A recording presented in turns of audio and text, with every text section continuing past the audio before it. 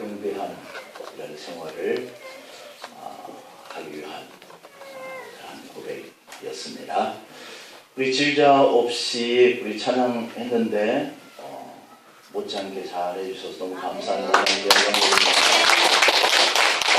우리 지휘하실 분들, 우리 교우들 중에서 자원하실 분 있으면 나오시면 좋겠고, 벌써 2주째 지휘자가 없는 가운데 됐는데 지휘자 보내달라고 기도하실 때마다 기도해 주시기 부탁합니다. 제가 독감 주사까지도 맞았는데 오히려 감기에 걸리고 말았습니다. 용서해 주시고 답답하다는 음성이라도 이해해 주시면 좋겠습니다. 어느덧 다음 주가 1년을 결산하는 추수감사절을 이렇게 맞이하게 되었습니다. 격세지감이라고 하는 말이 있는데요. 이게 사전적인 의미로 보면은 오래 되지 않은 동안에 상당히 많이 달라져서 전혀 다른 세상 혹은 다른 세대가 된 느낌이다 라고 하는 이를 가리켜서 격세지감이다 이런 얘기를 합니다. 우리가 금년 1월달을 시작한 지 얼마 되지 않은 것 같은데 벌써 11월 중순을 보내게 되었어요.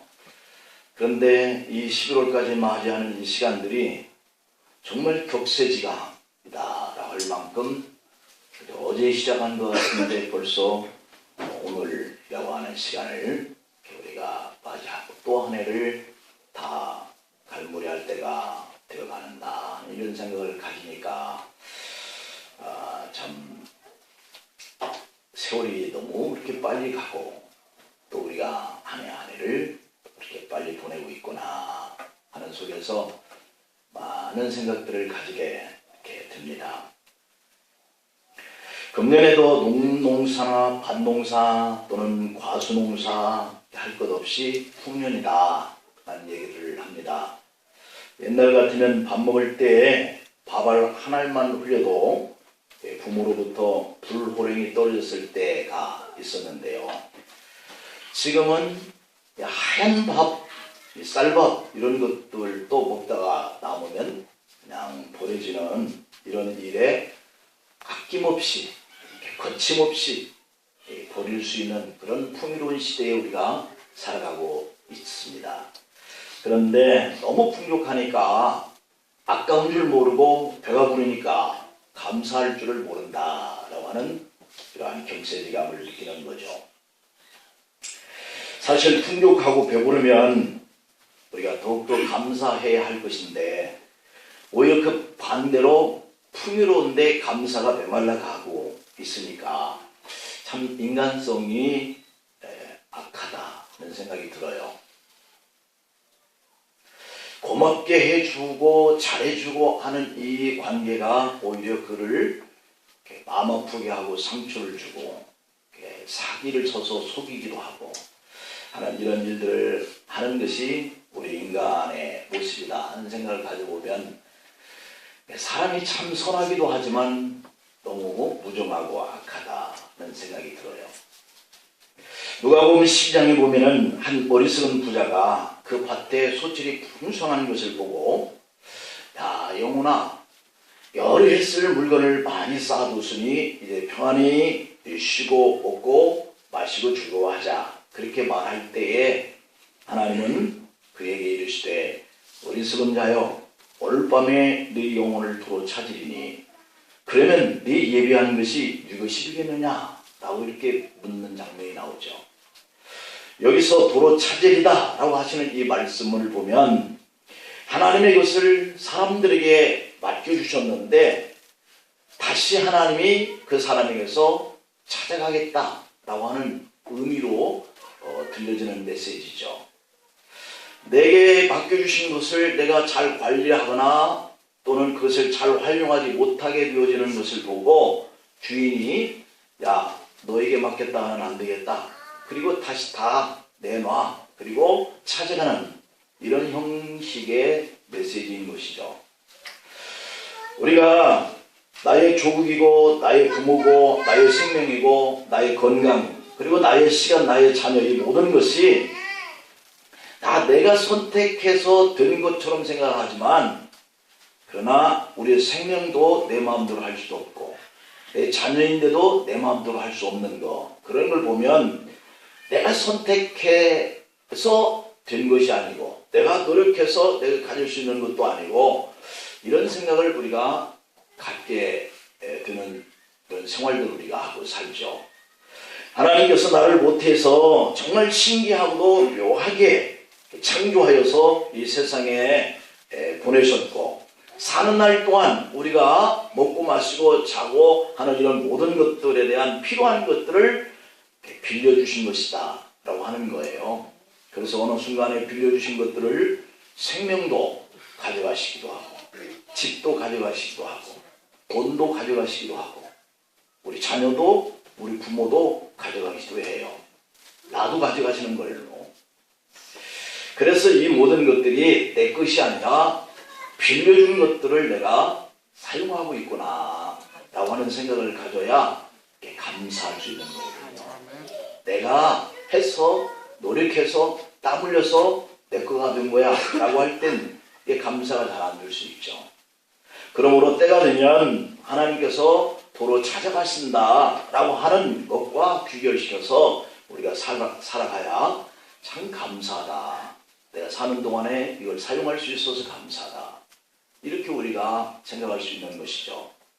만물이 주로 말미암고 땅도 여호와의 것이고 우리 몸도 하나님의 것이고 자식도 여호와의 주신 기업이요 부귀와 성공이 다 주님의 손에 달려있다 이렇게 고백하고 있거든요. 우리가 받은 은사도 하나님의 선물이고 직분도 하나님께서 주신 사명인 줄 믿습니다. 우리의 소유한 것 중에 진정으로 나의 것이다 라고 할 수 있는 것이 그런 거로 없다라고 하는 생각을 우리가 말씀을 대할 때마다 깨달아갈 때마다 그걸 느끼고 있습니다. 요이 말한 대로 내가 모태에서 알몸으로 나와 싸운 즉 또한 알몸으로 그리로 돌아가올지라 이렇게 고백하고 있는 것을 보면 이게 인생이구나 하는 생각을 우리가 느껴요. 내가 모태에서 나왔지만 내가 어디서 온지도 모르고 또 내가 살고는 있지만 내 생명을 내가 좌우할 수 없어서 언제 하나님이 나를 불러가실지 모르는 이런 생활 속에서 우리가 살고 있으니까 이런 인생이야말로 청직이구나 하는 생각이 드는 거예요. 이 청직이라고 하는 것은 주인이 맡겨진 것을 잘 관리하고 주인이 내놓으라 하면 내놔야 되고 하는 이러한 역할이 바로 청직이죠. 성도라고 하는 이 직책은 이 세상에서나 천국에서나 하나님의 것을 값없이 받아서 누리면서 사는구나. 그럼에도 불구하고 하나님께서 우리에게 요구하고 있는 것이 뭐냐면 그걸 다시 내놔라 라고 하시는 것이 아니라 감사해라 이렇게 얘기하고 있어요. 우리 찬양에서 불렀던 이 찬양처럼 하나님 우리를 이렇게 사랑하셔서 자녀를 삼아주신 것 이것을 우리가 하나님 앞에 나가서 경배하고 찬양하는 것 이걸 요구한다는 것이죠. 그래서 성경은 범사에 감사하라 이는 그리스도 예수 안에서 너희를 향하신 하나님의 뜻이다 이렇게 말씀하고 있죠. 오늘 본문 12절 말씀을 이렇게 말씀하고 있습니다.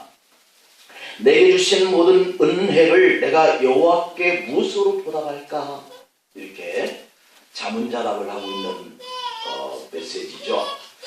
이 말씀은 하나님의 만 가지 은혜를 회고하게 만들어요.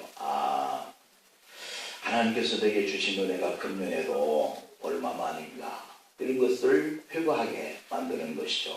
그런 것을 회고하면서 그 은혜를 받았으니 내가 하나님 앞에 무엇으로 보답해야지 라고 하는 이런 물음을 스스로가 갖는 그러한 메시지입니다.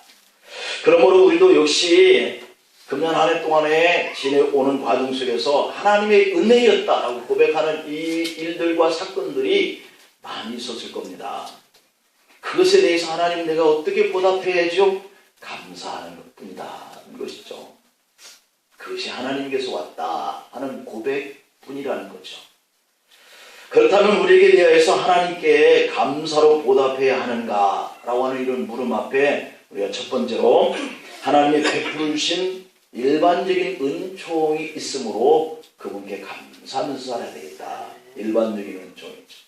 일반적인 은총이라는 것이 뭐겠어요? 남 밥 먹을 때 나 밥 먹는다는 거, 남 옷 입고 다닐 때 나 옷 입고 다닌다는 거, 남이 호흡할 때 나도 호흡할 수 있다는 거, 남이 일할 때 나도 일터가 있다는 거, 이게 다 모두에게 일반적으로 해를 볼 수 있고 숨을 쉴 수 있는 공기가 있고, 이런 것들이 다 우리에게 일반적인 은총이죠. 파핀이라고 하는 사람은 세 가지만 있으면 하나님께 감사드리면서 살아야 한다, 이렇게 말을 했는데요. 그 세 가지라는 것이 뭐냐면, 첫 번째는 일용할 양식이다 그랬어요. 일용할 양식만 있으면 감사해야 되죠. 그리고 두 번째로는 육신의 건강이다, 이렇게 얘기를 했는데요.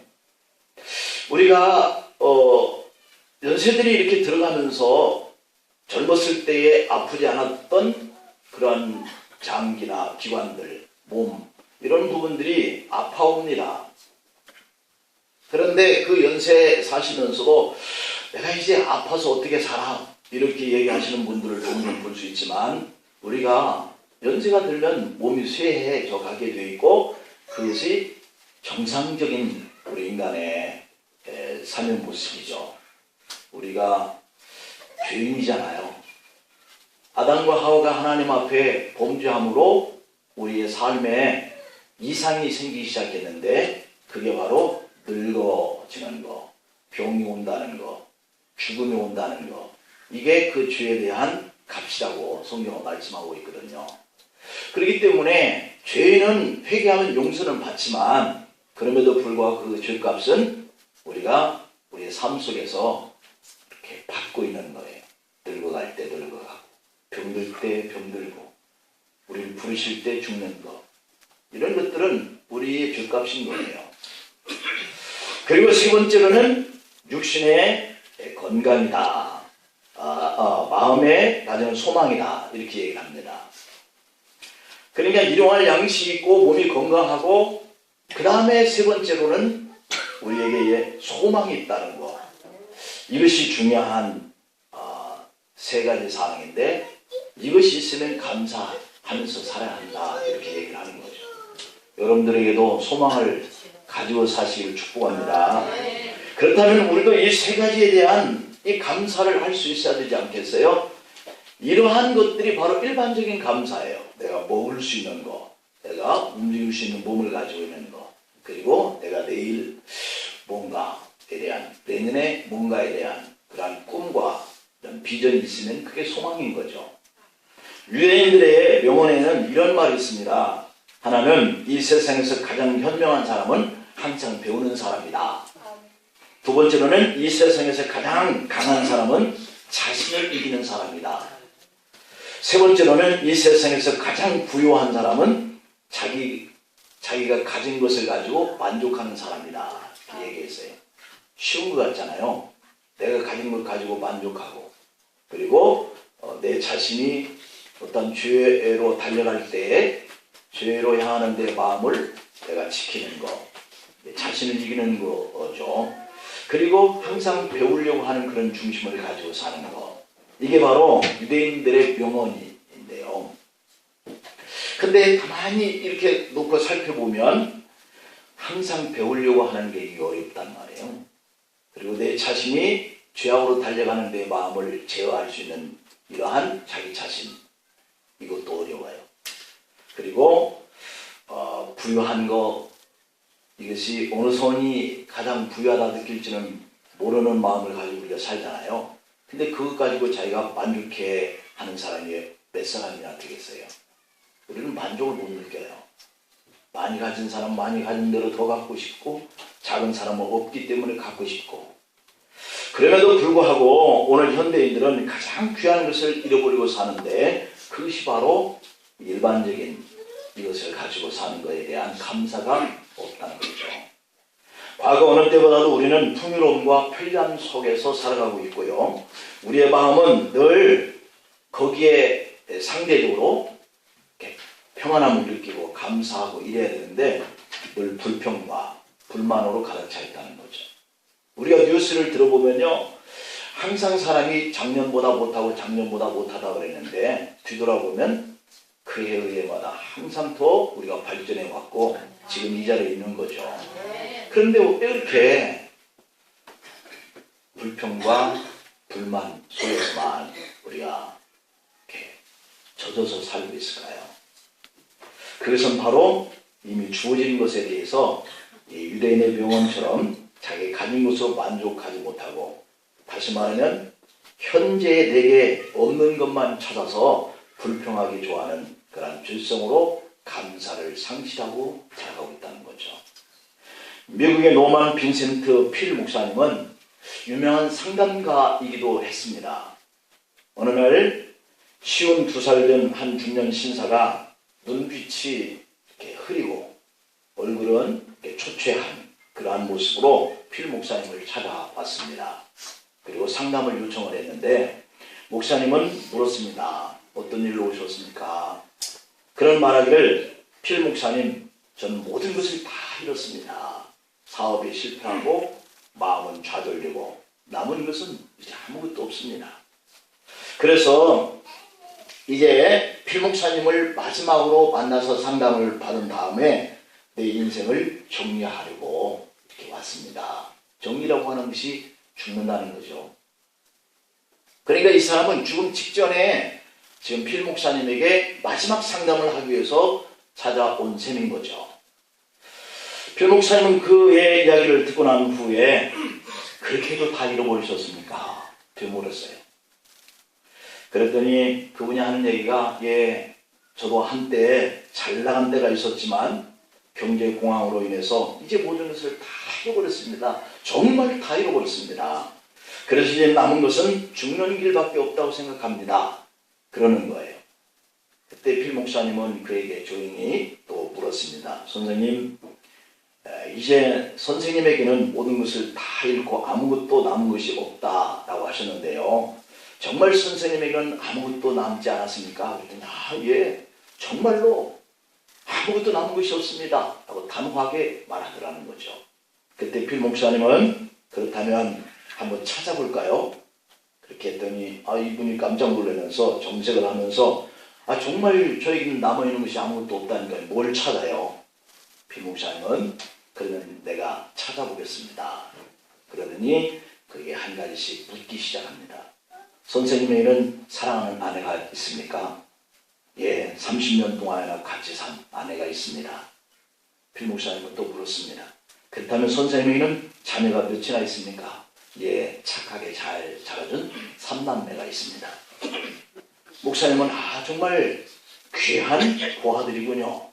그렇게 말씀하시면서 선생님에게는 친구가 있습니까? 물었어요. 예, 제가 비록 망하긴 했지만 정말 의리 있는 친구들이 몇은 있습니다. 그래요, 세상에 복이 있는 사람들이군요. 더 묻겠습니다. 선생님은 건강은 어떠신지요? 예, 큰 질병 없이 오늘날까지 살아왔습니다. 참으로 다행스러운 일입니다. 마지막으로 한 가지만 더 묻겠습니다. 선생님, 하나님을 믿습니까? 그러면요, 하나님을 믿습니다. 그러더라는 거죠.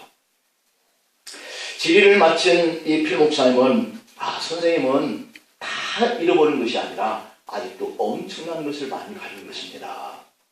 선생님은 지금까지 다 잃었다고 생각하고 생을 끝내겠다고 말한 것하고 비교할 수 없는 더 소중하고 더 값진 것들을 아직 많이 가지고 계십니다. 필 목사님과 상담을 마친 그는 그 초췌한 얼굴들, 그리고 빛을 잃어버린 그 눈동자, 여기에 생기가 돌면서 얼굴이 다시 이렇게 화사하게 변하면서 제가 이제부터 새로운 인생을 출발해야 하겠습니다 하고 참 많은 보화가 제게 아직도 있다는 것을 깨닫고 갑니다. 그러더니 10년 후에 그 인생은 완전히 성공적인 인생으로 바뀌어졌다라고 그럽니다. 그렇습니다. 우리가 잃었다고 생각하는 것은 돈을 잃어버린 거예요. 여러분, 돈과 내 목숨과 내 사랑하는 아내와 자녀들과 친구들과 하나님을 신앙하는 이 믿음을 다 버려버리고 아무것도 아닌 것처럼 생각한다는 것이 얼마나 우리 인간의 어리석은 모습이겠어요. 이 돈이라고 하는 것은 우리가 살면서 있을 땐 좀 풍족하고 없을 땐 좀 불편하고 그렇지만 그것 때문에 목숨을 끊어낼 수 있는 것, 이것은 아니라는 생각을 우리가 하면서 살고 있어요. 금년을 보내면서 많이 잃어버렸다고 생각하는 것 때문에 혹시라도 의기소침하고 오늘 여기 계신 분이 있다면 아닙니다. 아직도 여러분 곁에는 더 많은 것들, 더 소중하고 더 사랑스러운 존재들이 남아있다는 생각을 가지고 감사를 회복할 수 있기를 축복합니다.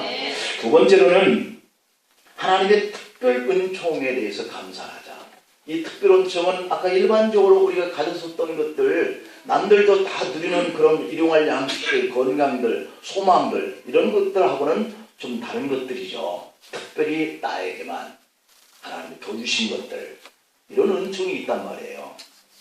이 특별 은총이란 우리가 오직 하나님의 은혜로 값없이 받았던 그런 은총을 말하는 거예요. 일반 은총도 물론 하나님의 은혜이지만 속죄하고 내가 회개하고 또 내 생명이 다시 사는 이 영생의 특별한 은총을 가질 수 있다고 하는 거, 이것은 절대로 여러분의 힘으로, 사람 힘으로 되는 게 아닌 줄 믿기를 바랍니다. 이것은 하나님이 우리를 부르셔라, 우리가 하나님 앞에 나와서 자녀됨의 그 권세와 특권을 가졌다고 하는 확신이 있을 때에, 그때야 이 구원의 은혜에 감사할 수 있는 그런 특별한 은총이거든요. 그래서 칼빈도 성도의 감사의 본질은 이 속죄와 부활과 영생이다, 이렇게 말을 했어요. 시편의 오늘 116편 8절을 보면은 주께서 내 영혼을 사망에서, 내 눈을 눈물에서, 내 발을 넘어짐에서 건지셨나이다, 이렇게 고백하고 있어요. 이와 마찬가지로 성도는 허물과 죄를 죽었던 그 상태 속에서 살아난 자이고요, 영원한 사망, 이 지옥불에서 구원을 받은 자의 모습으로 살아가고 있고요, 현실적인 위기와 파멸 속에서도 구원받은 자 안에 우리가 거하고 있다는 사실이에요. 그러니 어찌 감사하지 아니할 수가 있겠습니까? 사도 바울은 사도행전 20장 24절에서 내가 달려갈 길과 주 예수께 받은 그 사명, 곧 하나님의 은혜의 복음을 증언하는 일을 마치려 하면은 나의 생명을 조금도 귀한 것으로 여기지 아니하겠다, 그러면서 구원에 대한 감사의 고백을 하고 있거든요.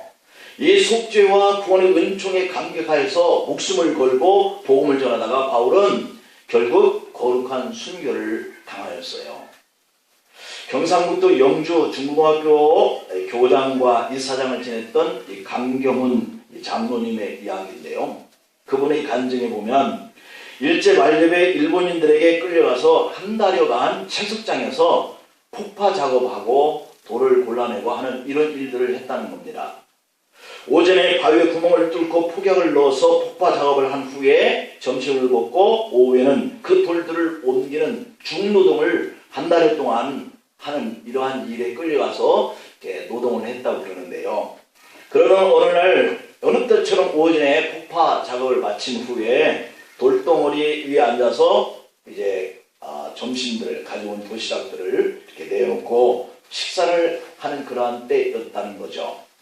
다른 사람들은 신앙이 없기 때문에 그냥 그 돌에 걸고 앉아서 가져온 도시락을 바로 먹으면 됐는데, 이 강경원 장로님은 그때부터도 신앙을 가지고 살았기 때문에 도시락을 앞에 두고 식사 기도를 하나님 앞에 감사하면서 기도했다는 거죠. 그런데 어디서 왔는지 개 한 마리가 나타나서 장로님의 도시락을 기도 중에 물고 달아나는 거예요. 사람들이 가면 기도 시간에 개가 점심 물고 가요, 이렇게 소리치면서 웃는 소리에 눈을 떠보니까 여기저기서 그 광경을 본 사람들이 킥킥대고 웃고 한마디씩 비아냥거리는 소리를 내뱉는 거예요. 하나님이 도시락을 못 지켜주시나? 개팔자가 상팔자네. 배고픈데 기도는 무슨 얼어 죽을 기도야. 사람들이 여기저기서 이런 말들이 이렇게 들려오는 거죠. 야유가 빗발칩니다. 강경호는 순간 급히 일어나서 도시락을 물고 가는 개를 쫓아갑니다. 그러나 개는 뒤를 힐끗힐끗 돌아보면서 이렇게 뛰어가요. 마치 강장물을 놀리는 것처럼 뛰어가면 저도 뛰어가고 걸어가면 저도 걸어가고 이렇게 해서 은근히 약을 올리면서 개가 도시락을 물고 가는 겁니다. 그런데 개를 따라서 한참을 달렸을 때 갑자기 등 뒤에서 폭발 소리가 들리는 거예요. 강경훈이 뒤를 돌아보니까 자기가 앉아서 먹었었던 그 현장 부근에서 이 폭발이 들렸다는 거죠. 세석장 돌덩이 위에 앉아 점심을 먹고 있던 동료들이 여기에서 비명을 지르고 이렇게 넘어지는 이런 현장이 뒤돌아보니까 벌어진 거예요. 순간 강경호는 고개를 들고 가던 이 도시락은 잊어버리고 하나님께 감사의 기도를 드렸습니다. 도시락을 물고 달아가는 개를 보고 원망하고 불평했던 일은 잠시 있고 오히려 개 때문에 내가 거기 있었으면 나도 저런 일을 당했을 텐데 라고 하는 생각을 하니까 너무 하나님 앞에 감사할 수밖에 없더라는 것이죠. 그 후에 강용훈 장로는 이 사건을 기억하면서 생명을 그때 지켜주신 하나님 앞에 늘 감사하면서 그렇게 살아가고 있다는 거예요. 고린도전서 15장의 51절 54절에 보면 바울이 이런 고백을 합니다. 보라 내가 너희에게 비밀을 말하노니 우리가 다 잠잘 것이 아니오 마지막 나팔에 순식간에 호련히 다 변화되리니 나팔 소리가 나매 죽은 자들이 썩지 아니할 것으로 다시 살아나고 우리도 변화되리니 이 썩을 것이 반드시 썩지 아니할 것을 입겠고 이 죽을 것이 죽지 아니함을 입으리로다. 이 썩을 것이 썩지 아니함을 입고 이 죽을 것이 죽지 아니함을 입을 때에는 사망을 삼키고 이기리라. 이렇게 깃든 말씀이 이루어지리라. 이렇게 하셨어요.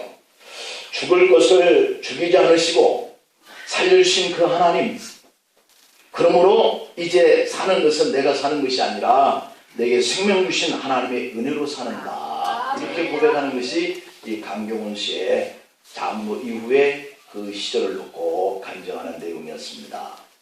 성숙한 믿음이라고 하는 것이 뭔가?